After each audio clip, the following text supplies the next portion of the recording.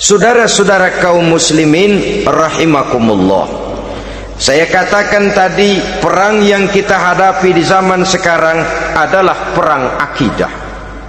Perang menghadapi peradaban dan kebudayaan yang menghancurkan moral daripada anak-anak kita.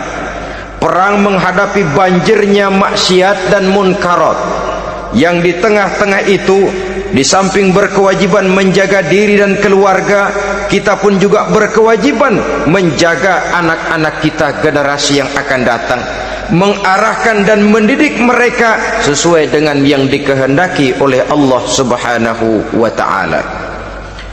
Oleh sebab itu, pada pertemuan kali ini yang akan saya bicarakan ialah bagaimana idealnya seorang muslim lebih dahulu memberikan pendidikan kepada anak-anaknya.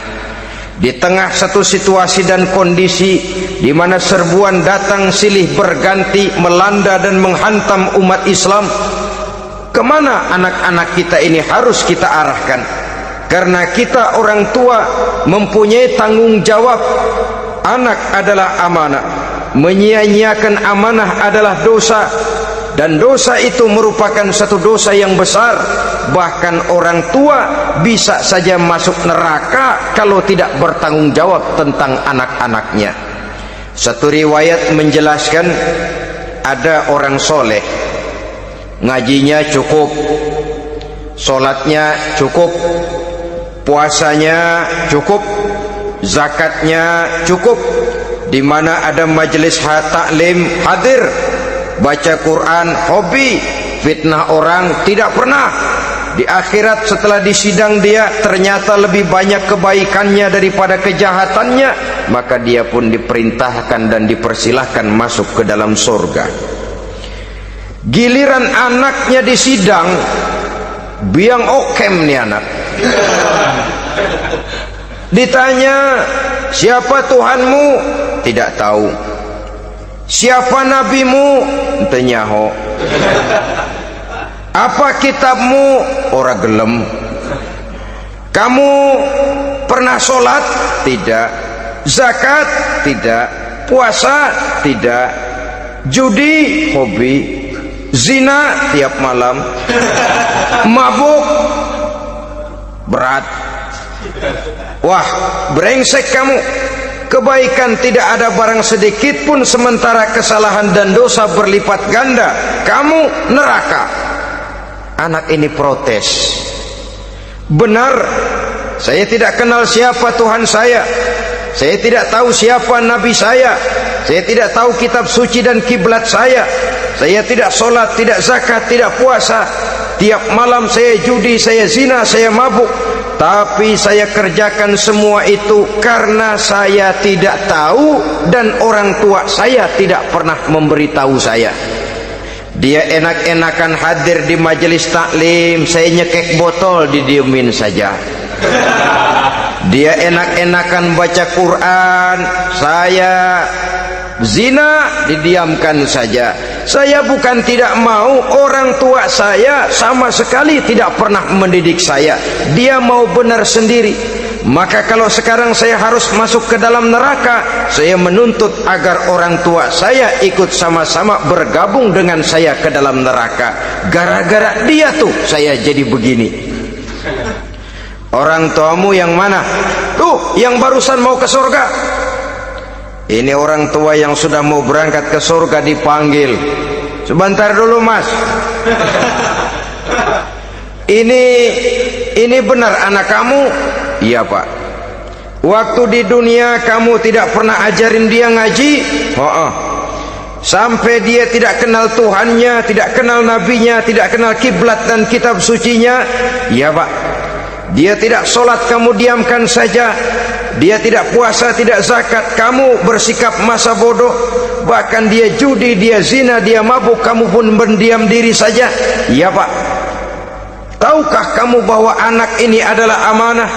Menyia-nyiakan amanah artinya khianat, dan khianat adalah dosa yang sangat besar. Kamu tidak bertanggung jawab, maka kamu, anakmu gabung ke dalam neraka. Saudara-saudara kaum muslimin rahimakumullah, Itu sebabnya Allah pesan benar-benar, ya ayyuhalladzina amanu qu anfusakum wa ahlikum nara. Hai orang-orang yang beriman, jaga dirimu dan keluargamu, istri, anak, orang-orang yang menjadi tanggung jawab dan kewajiban kita, jaga dan pelihara mereka dari api neraka. Saudara-saudara kaum muslimin, lalu kalau kita orang-orang tua yang hidup di zaman sekarang ini sudah sering beristighfar, mengurut dada, melihat situasi, membaca peta keadaan, konon tantangan yang akan dihadapi oleh anak-anak kita 15, 20, 25 tahun yang akan datang jauh lebih berat dari apa yang kita hadapi sekarang ini. Maka adalah wajar jika kita sebagai orang tua yang cinta kepada agama, cinta kepada anak-anak kita, berpikir untuk mewariskan nilai-nilai yang luhur ini kepada anak-anak kita, generasi yang akan datang. Bagaimana pada mulanya kita harus mendidik mereka? Mari kita telusuri apa yang dicontohkan oleh Al-Quranul Karim.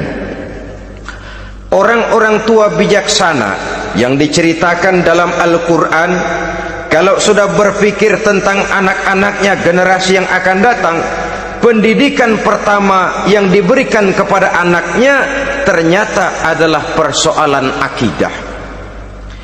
Nabi Ibrahim, pertanyaan yang paling merisaukan beliau buat anak cucunya ialah, ma ta'buduna min ba'di. Saudara bisa lihat surah Al-Baqarah ayat 133. Anak-anakku, kalau pada satu saat nanti aku, ayahmu ini sudah tidak ada lagi, meninggalkan kamu semua, meninggalkan kehidupan dunia ini, ma ta'buduna min ba'di, apa yang akan kamu sembah nak kalau ayah sudah tidak ada lagi? Jikalau ayahmu sekarang masih rajin ke masjid, melakukan rukuk dan sujud, i'tikaf dan membaca Quran, kalau satu saat ayahmu meninggalkan dunia ini, masihkah engkau mau ke dalam masjid? Masihkah engkau rukuk dan sujud? Masihkah engkau i'tikaf? Ma ta'buduna min ba'di, apa yang akan kamu sembah kalau aku ayahmu tidak ada lagi nak?